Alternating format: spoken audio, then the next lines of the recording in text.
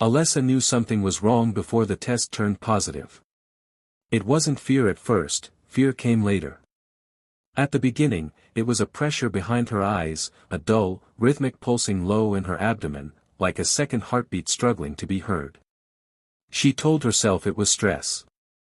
The promotion she hadn't asked for. The sleepless nights. Chris working late again. Life stacking weight on her chest until even breathing felt borrowed. But then came the dreams. In them, she stood in a dark room with no doors, her hands pressed against her stomach as something inside her shifted, slow, deliberate, aware.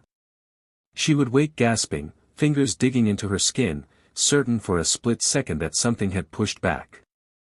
"Alessa," Chris said one morning, watching her hover over the sink. "You okay?" She nodded too quickly. "Just tired." That was the first lie. The test confirmed the impossible, pregnant. Not unexpected in theory, they had talked about it, vaguely, someday, but impossible in timing. Alessa tracked everything. Her cycle was precise, predictable. This wasn't supposed to happen. Not now. Not like this. Chris laughed when she showed him the stick, relief spilling across his face. He pulled her into a hug that smelled like coffee and rain. "Hey," he whispered. "We'll figure it out." She wanted to believe him. She really did. The nausea started that night. It wasn't the gentle morning sickness she'd read about. It came in violent waves that bent her double, leaving her shaking on the bathroom floor long after there was nothing left to give. Her stomach cramped, tightening until tears streamed down her face. Between heaves, she felt movement, too early, too strong. A rolling sensation, like fingers dragging along the inside of her womb. "Chris," she whimpered. He knelt beside her, rubbing her back. "It's normal, right?" the doctor said. "No," she whispered. "This isn't."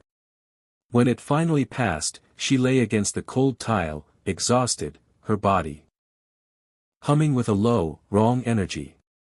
As Chris helped her to bed, she felt it again, a slow curl, a tightening deep inside her, followed by something sharp and fleeting. Pain, yes, but also something else. Hunger. The first ultrasound was scheduled sooner than expected. The nurse didn't explain why, she only avoided Alessa's eyes as she typed. The room was dim, the air thick with antiseptic. The monitor flickered to life as the technician pressed the wand against Alessa's belly. The image swam into focus, grainy, shadowed, indistinct. Then it moved. The technician froze. Alessa stared at the screen, breath caught in her throat. The shape was wrong. Too defined. Too large. A limb, no, not a limb, extended and recoiled, thin and rope-like, coiling in on itself. For a moment, Alessa thought she saw a mouth. A line opening where no mouth should be. "Is that?" Chris started. The technician cleared her throat. "I'll get the doctor." "No," Alessa said, sitting up. Her heart hammered so hard it hurt. "What is that?" The technician didn't answer. She wiped the gel away with shaking hands and left the room. They waited in silence. The monitor still glowed, frozen on the image. Alessa couldn't stop staring. The longer she looked, the more convinced she became that it was staring back. That night, the craving began. Chris noticed first. "You didn't like steak," he said, watching her cut into the meat with trembling urgency. "You hated it rare." Alessa barely heard him. The smell had filled her head the moment the plate hit the table, rich, metallic, intoxicating. Her hands shook as she lifted the fork. The first bite sent a shiver through her entire body, warmth spreading low in her belly. Inside her, something settled. Later, as she lay awake beside Chris, she felt it clearly for the first time, a deliberate movement, a slow press from within, followed by a sharp tap, as if something hard had knocked against bone. She pressed her palm to her stomach. For just a Second, something pressed back. Alessa swallowed her scream. In the dark, she realized the truth she had been avoiding since the dreams began, since the first impossible heartbeat echoed through her body. This pregnancy wasn't growing. It was waiting. Alessa woke with blood in her mouth. For one blurred, disoriented moment, she thought she had bitten her tongue in her sleep. Then she tasted it again, thick, warm, unmistakably metallic, and felt a slow, satisfied stirring deep in her womb. She sat up too fast, the room spinning. Chris groaned beside her, still asleep. Moonlight cut pale bars across the bed. Alessa pressed her fingers to her lips. They came away red. Her heart pounded as memories surfaced, the dream. Or not a dream. She had been standing in the kitchen, barefoot on cold tile. The refrigerator door was open, light spilling across the floor. Inside, instead of food, there had been something darker, something wet. She remembered reaching in, her hands trembling with urgency. She remembered a sound behind her, a soft, eager clicking noise. And then. Pain. Sharp and brief. Like a needle piercing flesh. She staggered to the bathroom and flicked on the light. Her reflection looked wrong. Her eyes were too bright, pupils dilated. There were faint purple shadows beneath them, spreading like bruises.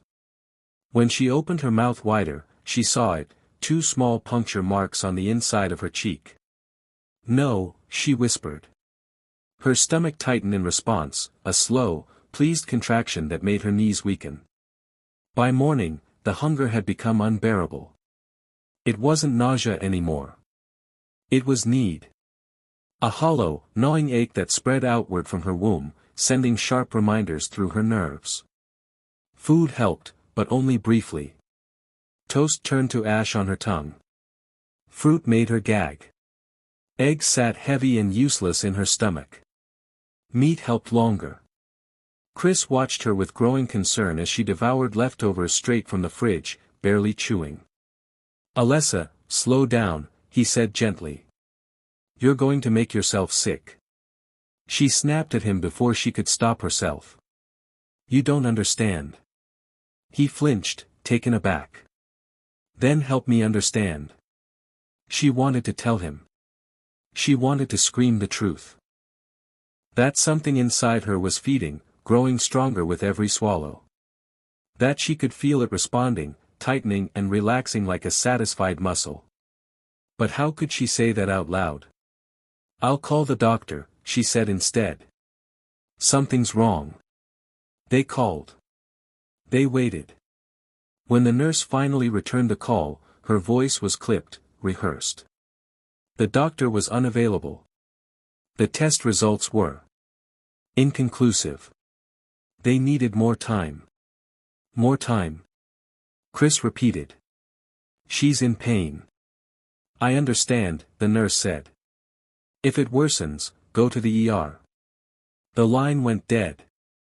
That afternoon, Alessa cut her finger while chopping vegetables. It was a shallow slice, barely enough to bleed, but the moment the blood welled up, she gasped. Inside her, the fetus reacted violently. A sharp, twisting motion sent pain lancing through her abdomen. She dropped the knife, clutching her stomach as something pressed hard against her inner walls. The sensation wasn't random. It was directed. Demanding. Alessa stared at the bead of blood on her finger. Without thinking, she brought it to her mouth. The instant the blood touched her tongue, relief flooded her body. Warmth spread through her veins. The pressure inside her eased, replaced by a deep, humming satisfaction that made her dizzy. She jerked her hand away, horrified. "Oh God," she whispered. "Oh God, no." That night, the sounds began. Chris heard them first, a faint, rhythmic tapping, like fingernails against glass. He sat up in bed, straining to listen. "Do you hear that?" Alessa lay rigid beside him, eyes wide open.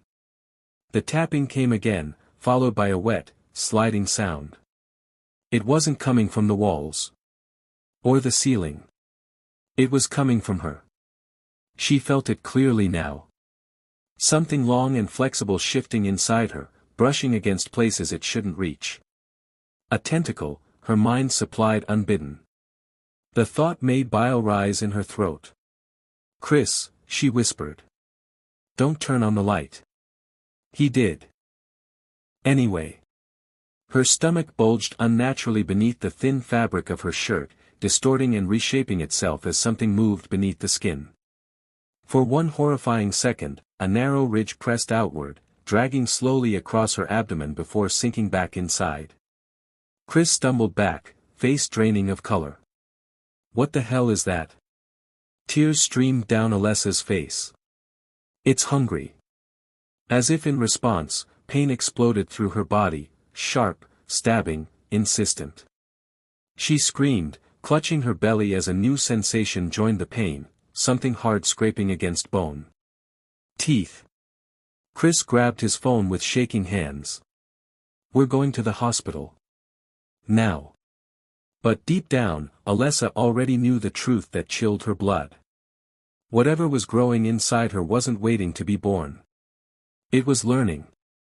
And soon, it would want more than scraps. The emergency room smelled like disinfectant and old fear.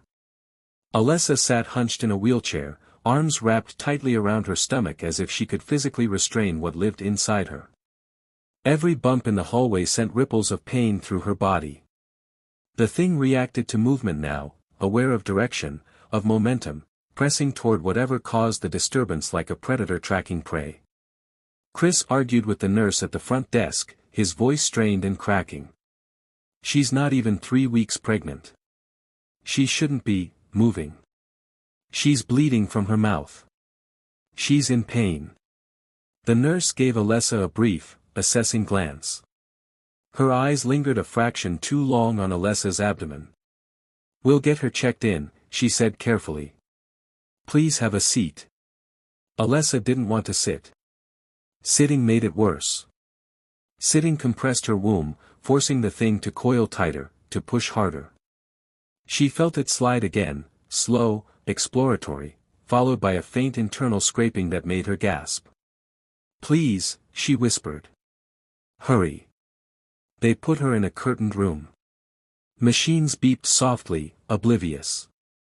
A young resident came in, introduced herself, and began asking questions in a calm, practiced voice. Alessa answered mechanically, her focus narrowing to the sensations inside her body. Then the monitor picked up the heartbeat. The resident frowned. "That's unusually strong." The sound filled the room, fast, wet, irregular. Not the steady rhythm Alessa remembered from pregnancy videos. This heartbeat surged and stuttered, punctuated by faint secondary sounds. Clicks. Grinding. Almost like chewing. Chris's face went gray. "Is that normal?" The resident didn't answer right away. She adjusted the sensor, then froze. "Oh," she breathed. On the screen, the image sharpened. The fetus filled the frame, far too large, its shape grotesquely asymmetrical. A long appendage uncurled from its side, tapering into a thin, whip-like end. Along its head, if it could be called that, rows of tiny white shapes glinted. Teeth. The fetus turned. It faced the camera. Alessa screamed. The resident stumbled back, knocking into the equipment. The monitor crackled, the image distorting as alarms began to sound. The fetus thrashed violently, its movements jerky and furious. Alessa felt it respond instantly to her fear, tightening, twisting, punishing her from the inside. Pain ripped through her abdomen as something bit down. She felt it, not metaphorically, not imagined. A sharp, tearing sensation followed by warmth spreading through her body. Blood filled her mouth again, rising up her throat as if pulled by invisible hands. "It's feeding," she choked. Chris shouted for help as blood spilled from the corner of her lips, dripping onto the sheets. The smell hit Alessa like a drug, rich, intoxicating. The thing inside her pulsed in delight, its hunger momentarily sated. Then the lights went out. For 3 endless seconds, the room plunged into darkness. The machines fell silent. In the pitch black, Alessa felt movement unlike anything before, purposeful, eager. The tentacle stretched, scraping against bone, reaching upward. Something nudged her ribs from the inside. The lights flickered back on. The resident was gone. Blood spattered the far wall in a wide, chaotic arc. One of the curtains had been torn down, lying in a crumpled heap on the floor. There was a smear leading toward the door, dark, thick, unmistakably human. Chris stared, trembling. What did you do?" Alessa shook her head, sobbing. "I didn't. It wasn't me." But the thing inside her stirred again, displeased, restless. One feeding wasn't enough. It had tasted something new now, something richer than scraps and accidental blood. Human blood, taken directly. Security arrived. Doctors whispered behind glass walls. Alessa was isolated, restrained, for her own safety. No one would meet her eyes anymore. They spoke about her like she wasn't there, about emergency surgery. About termination.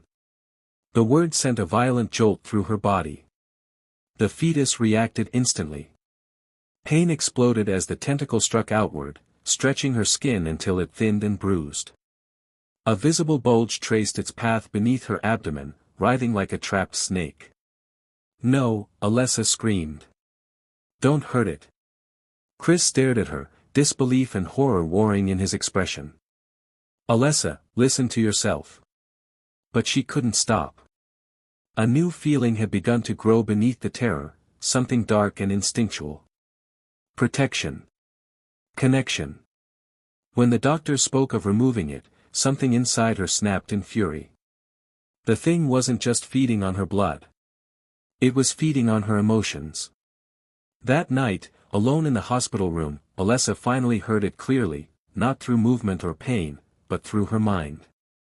A whisper, wet and intimate, sliding through her thoughts like a tongue over teeth. "Mother." Her stomach tightened lovingly. "Hungry." Alessa pressed her hand to her belly, tears streaming down her face. "I know," she whispered back. And somewhere deep inside her, the fetus smiled. By morning, the hospital had changed.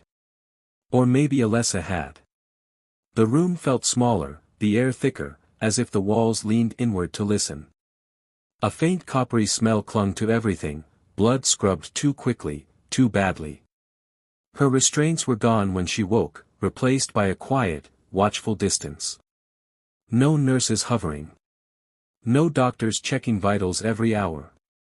They were afraid to touch her now. Chris sat in the corner, eyes red-rimmed, hands clasped so tightly his knuckles were white. He looked at her the way one looks at a stranger who happens to wear a loved one's face. "You talked in your sleep," he said finally. Alessa swallowed. Her throat felt raw, scraped from the inside. "What did I say?" Chris hesitated. "You weren't talking to me." A ripple moved beneath her skin, slow and deliberate, like a reminder. "They're lying," Alessa said softly. Chris frowned. "Who?" "The doctors. The hospital. They know more than they're saying." As if summoned by the accusation, the door opened. 2 doctors entered, older, serious, their expressions carefully neutral. One carried a thin tablet. The other closed the door behind them and locked it. Alessa noticed that detail immediately. "We need to discuss your condition," the older doctor said. "Privately." Chris stood. "I'm staying." The doctor studied him for a long moment, then nodded. "Very well." He tapped the tablet. Images appeared, old ones. Grainy photographs. Medical reports yellowed with age. Symbols scribbled in margins that had nothing to do with anatomy. "This isn't the first time," the doctor said quietly. Alessa's heart began to race. 37 years ago, he continued, a woman came into this same hospital with similar symptoms. Rapid gestation. Unusual fetal development. Extreme aggression. Chris leaned forward. What happened to her? The doctor's mouth tightened. She didn't survive. The tentacle inside Alessa twitched violently, scraping against her inner walls. Pain flared, sharp. And warning. And the baby? Alessa asked. The second doctor spoke for the first time. It was never a baby. The word echoed in her skull. They showed her more, reports of cult activity buried under euphemisms like isolated religious group and unconfirmed ritual practice. A defunct church on the outskirts of town. Missing persons. Bloodless bodies. The fetus is not entirely human, the older doctor said. It requires blood to sustain its accelerated growth. Human blood. Chris backed away as if the tablet might infect him. You're saying this thing is demonic in origin, the doctor finished. Yes. Alessa laughed, a soft, broken sound. You say that like it's a diagnosis. The lights flickered. Every monitor in the room flatlined at once. Alessa doubled over, gasping as agony tore through her abdomen. The thing inside her surged, furious now, angry at being named, exposed. Her skin stretched impossibly tight as a long, narrow shape pressed outward, leaving a visible ridge that throbbed and pulsed. The doctors stumbled back. Sedate her, one shouted. They didn't get the chance. The tentacle struck. It burst from Alessa's stomach in a spray of blood and tissue, slick and black-veined, ending in a mouth lined with tiny, clicking teeth. It snapped through the air, impossibly fast, wrapping around the younger doctor's throat. Chris screamed. The doctor didn't even have time to. The tentacle tightened, teeth sinking into flesh. Blood poured down its length as the thing fed openly now, greedily. Alessa felt it all, the warmth, the satisfaction, the relief that washed through her body as pain faded into something dangerously close to pleasure. No, she sobbed, even as her hand moved to cradle her stomach. Stop, please. The doctor collapsed, drained, his body hitting the floor with a wet thud. The tentacle withdrew, sliding back inside her with a sickening ease. The wound in her abdomen sealed almost instantly, skin knitting together as if it had never been broken. Silence filled the room. Chris stared at her, his face contorted in horror. That thing just killed him. Alessa looked down at her stomach. She felt full. Calm. It was hungry, she said weakly. The remaining doctor fled, pounding on the locked door, screaming for security. Alessa watched him go with distant eyes. The whisper returned, louder now, layered with meaning. They would kill us. Her breath hitched. You need me, it continued. I need you. Images flooded her mind, firelit rooms, chanting voices, hands stained dark. A ritual meant to open a door. A promise made long before she was born. Alessa realized then the most terrifying truth of all. This hadn't been random. She hadn't been chosen by chance. Her mother had belonged to the church. And this thing inside her had been waiting for her since before she existed. Outside the room, alarms began to blare. Inside, Alessa wrapped her arms around herself, rocking gently as the fetus shifted contentedly. Okay, she whispered, tears falling freely now. Okay. I'll protect you. The whisper curled through her mind, satisfied. Good, mother. Soon, we feed again. They moved her underground. Alessa didn't remember agreeing to it, only the sensation of being wheeled through back corridors while alarms screamed somewhere far away. The hospital above felt distant, unreal, like a bad dream she'd already woken from. Down here, the walls were concrete, sweating with damp, etched with old symbols half scrubbed and half forgotten. Red emergency lights cast everything in a permanent dusk. A containment level, they called it. A lie, she thought. This place wasn't built to hold her. It was built to feed her. Chris followed, pale and silent, flanked by 2 armed guards whose hands shook on their rifles. They didn't point them at Alessa. Not anymore. They aimed them at her stomach. The doors sealed behind them with a heavy, final sound. Inside her, the fetus stirred, slow, pleased, aware of the change in environment. The hunger that had gnawed at her earlier returned, sharper now, more insistent. It wasn't just craving blood anymore. It wanted recognition. You brought us to the old wing, Alessa said softly, fingers tracing the faint scars on the wall. This is where it happened before. Chris stared at her. How do you know that? She smiled without humor. It told me. They placed her in a room ringed with cameras and symbols painted directly onto the floor. Old wards. Half faith, half math. The kind of desperate protections made by people who didn't really understand what they were facing. The thing inside her laughed. A low vibration rippled through her body, making the lights flicker. Alessa gasped, bracing herself as the pressure grew. She doubled over, breath coming in ragged bursts. Hungry, it whispered again, but now there was something else beneath it. Impatience. A man entered the room alone. Older than the doctors upstairs. He wore no white coat, only a dark jacket with a faded emblem stitched over the heart. He looked at Alessa like one looks at a loaded weapon, equal parts awe and terror. My name is Father Hale, he said. I was here 37 years ago. Chris stepped in front of Alessa instinctively. Get away from her.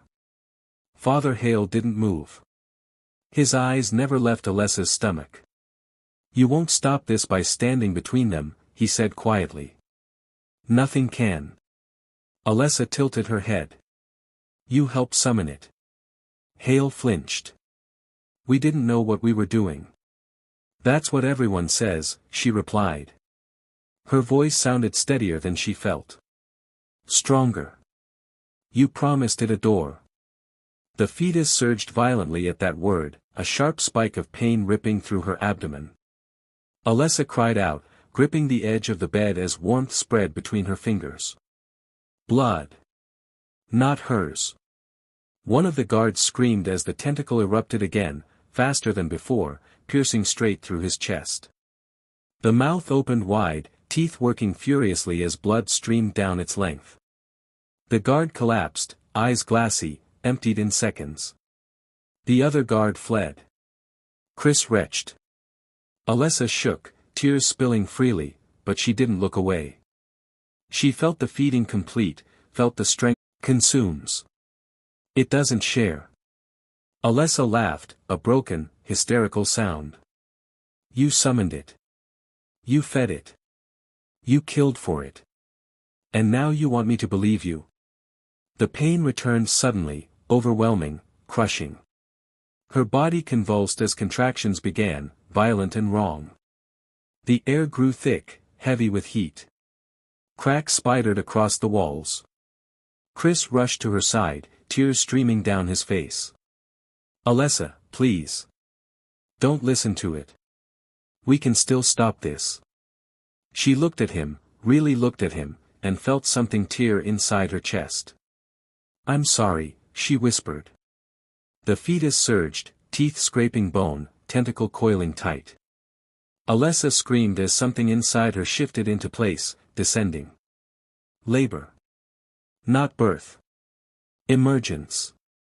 Alessa grabbed Chris's hand, squeezing with inhuman strength as the lights exploded overhead. Blood pooled beneath her, dark and steaming. The symbols on the floor ignited, burning away like paper. The whisper filled her mind completely now. Choose, mother.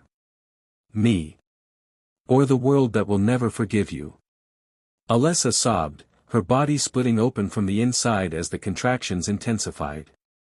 And in that moment, with blood on her hands and death in the air, she chose. The choice didn't end the pain. It transformed it. Alessa felt herself tear, not flesh alone, but identity. The room bent inward as if reality itself strained to make space. Sound collapsed into a deep, underwater roar. Her scream never reached her ears. Everything narrowed to the terrible certainty that something ancient was pushing its way through her, using her bones like doors. Chris's hand slipped from hers. He fell back, scrambling, sobbing her name as the floor shook beneath him. The lights burst one by one, plunging the room into a throbbing red gloom. The air smelled scorched, metallic, alive. Alessa arched, spine bowing impossibly as the final contraction seized her. And then. Silence. Not peace. Not relief. Attention. She felt it before she saw it, the sudden absence of pressure inside her, replaced by a hollow cold that made her shiver. Whatever had lived within her was no longer contained. It was elsewhere. A wet sound broke the quiet. Chris looked up. It crouched between Alessa's legs, half in shadow, half in the red emergency glow. Its body was small but wrong, too dense, its skin pale and slick like something pulled from deep water. A single tentacle coiled and uncoiled at its side, testing the air. Its head tilted as if listening. Then it opened its mouth. Rows of tiny teeth clicked together, not in threat, but in curiosity. Chris screamed. The sound seemed to delight it. The thing turned its head sharply toward him, movements jerky and insect-quick. Alessa tried to reach out, to warn him, but her body wouldn't respond. She lay there emptied, trembling, watching through blurred vision as the creature began to crawl. "Don't," she whispered hoarsely. "Please." It paused. Slowly, deliberately, it turned back toward her. For a moment, just a moment, she thought she saw recognition in its dark, liquid eyes. The whisper returned, no longer confined to her mind but vibrating in the air itself, layered and vast. "Mother." The word wrapped around her heart. The creature shifted course, abandoning Chris. It crawled to her chest and climbed onto her, light and heavy at the same time. A tentacle brushed her neck, not biting, not feeding, marking. Heat spread where it touched her skin, seeping inward. Alessa gasped. She felt something change. Not heal. Rewrite. Her heartbeat slowed, deepened. Her vision sharpened. Sound separated into layers she'd never perceived before, breathing, dripping water, the distant panic of people pounding on sealed doors. The creature pressed its forehead to her sternum. And she understood. It hadn't lied. It hadn't planned to leave her behind. It had planned to bring her forward. Chris crawled backward until his shoulders hit the wall. He stared at Alessa in disbelief, tears streaking his face. "That's not your baby," he whispered. "That's not you anymore." Alessa sat up. Her body obeyed without protest. No pain. No weakness. The blood soaking the floor no longer belonged to her, it felt distant, irrelevant. "I'm still here," she said. But even as the words left her mouth, she knew they weren't true. The doors buckled. Outside, people screamed. Weapons fired. The sounds were small, fragile, like toys breaking. The creature lifted its head, teeth clicking faster now, eager. "Hungry," it said, not as a request, but as a statement of fact. Alessa looked at Chris. This time, when she reached for him, it wasn't instinct. It was decision. "Run," she told him.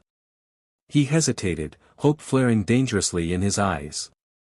"Come with me." She shook her head.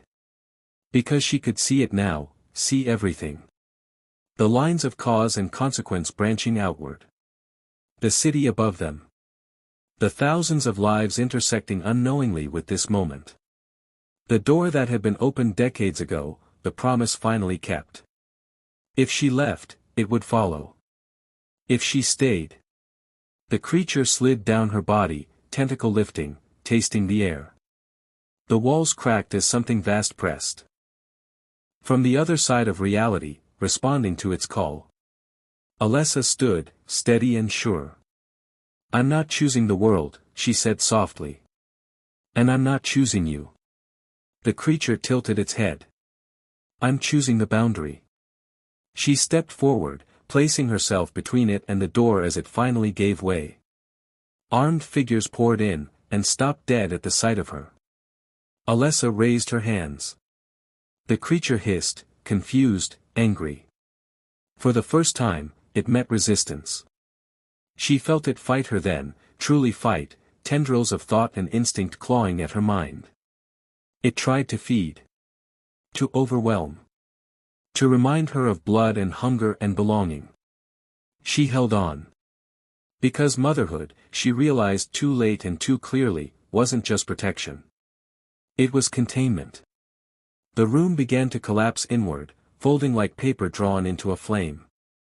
Symbols reignited, burning brighter than before, fed by her will, her body, her remaining humanity. The creature screamed. Not in pain. In betrayal. As the light swallowed them both, Alessa's last thought wasn't of fear. It was of relief. Above ground, the alarms finally went silent. And deep beneath the city, something old and hungry was sealed away. With its mother still wrapped tightly around it. They told the city a gas main had ruptured. They said the underground wing never existed, that the hospital records were lost in the collapse, that the screams people heard were pressure vents and failing steel. They said many things because people need stories that end. Chris knew better. He stood beyond the barricades for 3 days, staring at the crater where the old wing had folded into itself like a swallowed breath. No bodies were recovered. No remains identified. Just scorched concrete and a heat that refused to dissipate, even under rain. At night, he dreamed of Alessa. Not as she had been at the end, but as she was before. Laughing in the kitchen. Bare feet on tile. Hands warm and human in his. In the dreams, she always turned away just before he reached her, and when she spoke, her voice came layered, distant. "I'm still here." He woke each time with blood on his tongue. Weeks passed. The city moved on. But deep beneath the crater, far below where sensors could reach, the boundary held, thin, glowing, alive. A cocoon of light and scorched symbols wrapped around two shapes locked together. Alessa was not asleep. She existed in a state without time, suspended in endless tension. The creature, her child, her jailer, her burden, thrashed against her will in slow, terrible cycles. It never stopped trying. Hunger never truly faded, it only changed shape. She felt everything it felt. Every tremor of rage. Every distant pulse of the world above. Every drip of water, every footstep echoing through forgotten tunnels. She had become the wall, the lock, the cost. "You cannot hold forever," it whispered endlessly. "I don't need forever." Alessa answered, though her voice had thinned to thought. "Just long enough." The creature had grown. Not in size, but in understanding. It no longer wasted effort on brute force. Instead, it learned patience. It learned her. It pressed against her memories, her guilt, her love. It showed her Chris, alone, hollow. Calling her name into empty rooms. "He will die believing you chose it over him," the creature murmured. The words cut deeper than teeth ever had. But Alessa did not loosen her grip. Because she had learned something too. She had learned that monsters feared limits. Years later, construction began on the site. Despite warnings. Despite unexplained equipment failures. Despite workers reporting nausea, bleeding gums, strange dreams. The city needed the space. Needed to forget. On the first night of excavation, a young worker collapsed screaming, clutching his abdomen. By the time help arrived, he was pale, bloodless, eyes staring. The official cause was dehydration. Below, the creature stirred. It had felt the death like a distant echo, thin, but real. A thread. A taste carried down through cracks Alessa hadn't known existed. See? It whispered, excitement trembling through its form. Even sealed, I feed. Alessa tightened herself around it, pain flaring white-hot. The boundary brightened, straining. No, she said. Not like this. But for the first time, doubt crept in. Because she felt it then, not just hunger, but reach. The creature wasn't pushing outward anymore. It was calling inward. And something answered. Far above, in a quiet apartment, a woman woke suddenly, hand pressed to her stomach, breath shallow. She had dreamed of teeth clicking softly, of warmth spreading beneath her ribs. The pregnancy test turned positive before the sun rose. Back underground, the creature went still. Alessa felt the shift immediately, a new tether forming, thin as a hair but unbreakable. I don't need you alone, it whispered gently now. I need mothers. Terror unlike anything she had known before flooded her. She screamed, but no sound traveled upward. The boundary shuddered, not breaking, but changing purpose. It was no longer a prison. It was a womb. And Alessa understood the final truth, the one that broke what remained of her heart. She had not ended it. She had completed it. The cult had failed because they tried to open a door. Alessa had succeeded because she became the door. Above ground, the city slept. Below, the mother held the monster as it dreamed. And through her, it learned how to be born again. The end.